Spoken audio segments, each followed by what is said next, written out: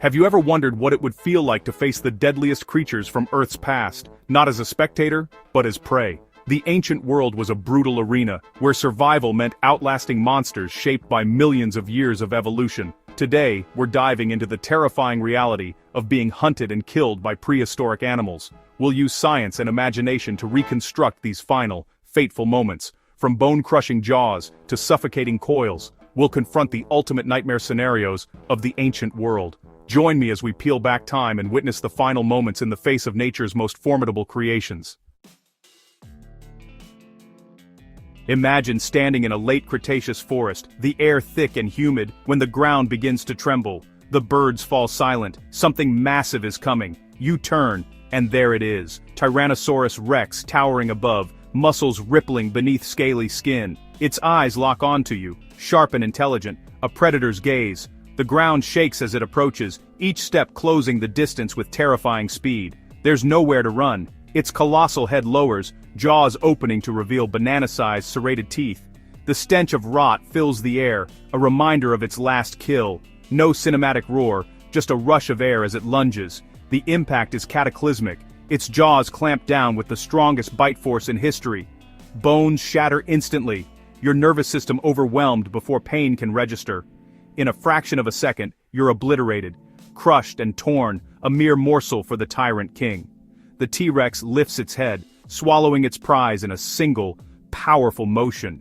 For the predator, it's just another meal in the brutal calculus of survival. The forest slowly returns to life, but the clearing is forever marked by the shadow of the tyrant. In this world, to be small was to live in constant, mortal peril. The T-Rex's reign is absolute, a stark lesson in prehistoric hierarchy. Here, the giants ruled, and mercy was never part of the equation. The birds resume their song, but the memory of the encounter lingers. In the age of monsters, survival was a fleeting privilege. The king moves on, searching for its next victim, and the ancient world remains as unforgiving as ever.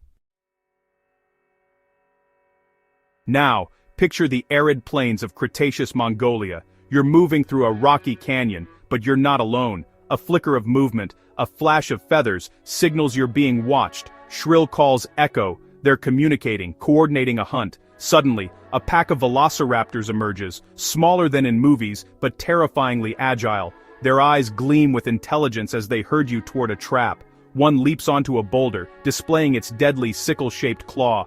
The pack closes in, darting and fainting.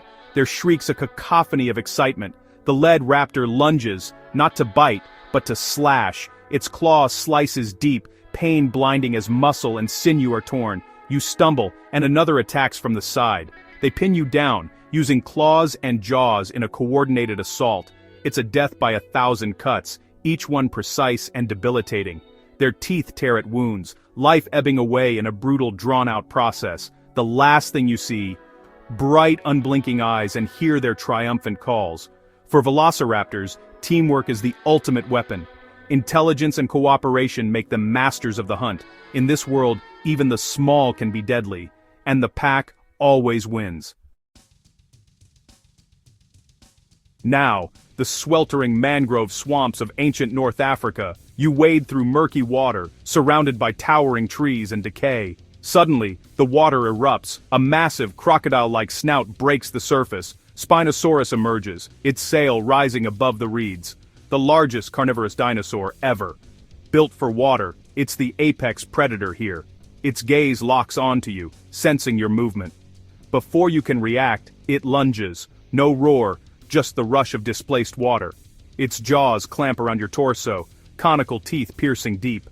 The pain is immediate, but worse is coming. With a powerful twist, it drags you underwater. Light vanishes, replaced by a suffocating brown gloom. You struggle, but it's hopeless. The Spinosaurus is at home here.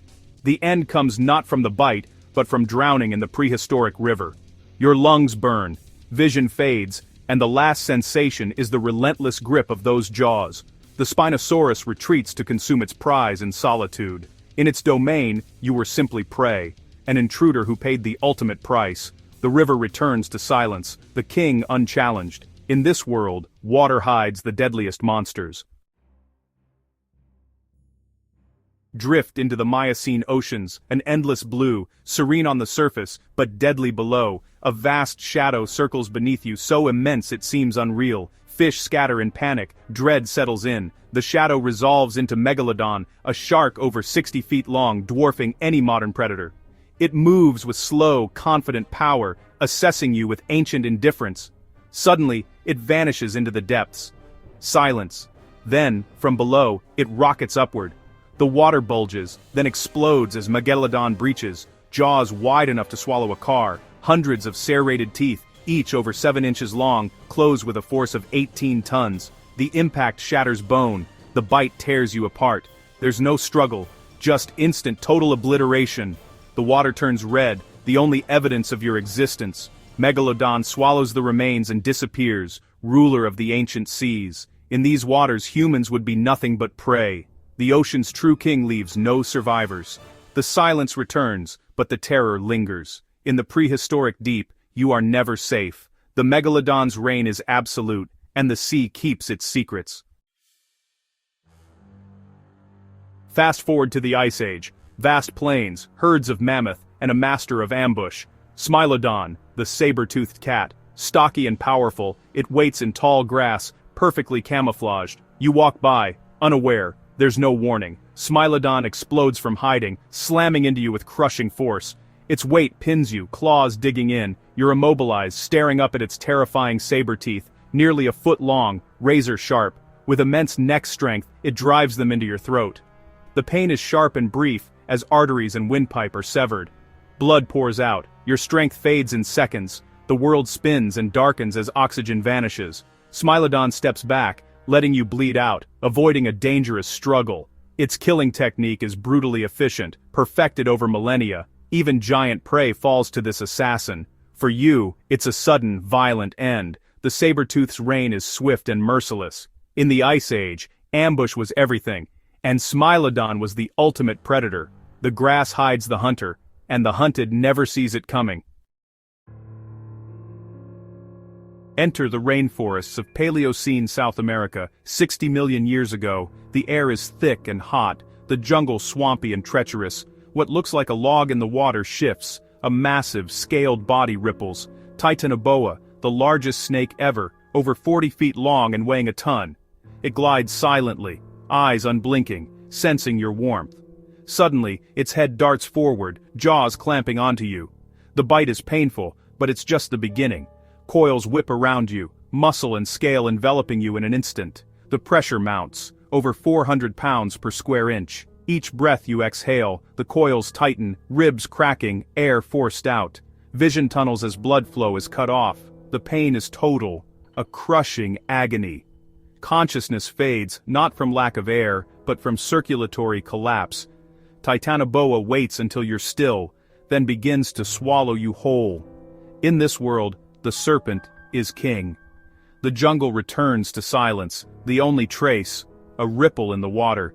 Here, even the deadliest predators can be silent, and the ancient jungle never gives up its secrets. Titanoboa's embrace is the last thing you'll ever feel. Our final stop, the Carboniferous period, over 300 million years ago. The air is thick with oxygen, fueling giants among insects. The forest floor rustles, a dry scraping noise grows louder. From the undergrowth emerges Arthropleura, an 8-foot-long millipede armored in plates, dozens of legs moving in unison. It's not a predator, but its sheer size makes it dangerous. It rears up, antennae twitching, sensing you as an obstacle. It advances relentlessly, a living tank of chitin and legs. You trip, and it's upon you. Its immense weight pins you, crushing breath from your lungs. The sensation is like being buried alive under a moving, segmented rock. Its mandibles, designed for plants, can still shear through flesh and bone if threatened. The attack is alien, mechanical, indifferent. You're crushed and wounded by a creature from a world ruled by invertebrates. The last thing you hear is the scraping of countless legs. The last thing you see, its armored body eclipsing the sky. In this ancient world, even the herbivores could be deadly, and the rules of survival were truly alien. Thankfully, these monsters are long extinct. Our world is far safer. We're now the dominant species, shielded by intelligence and technology. But imagining their power reminds us how wild our planet once was. These creatures weren't evil, just perfectly adapted to their brutal worlds. Remembering them is to remember the savage, wonderful history of life on Earth.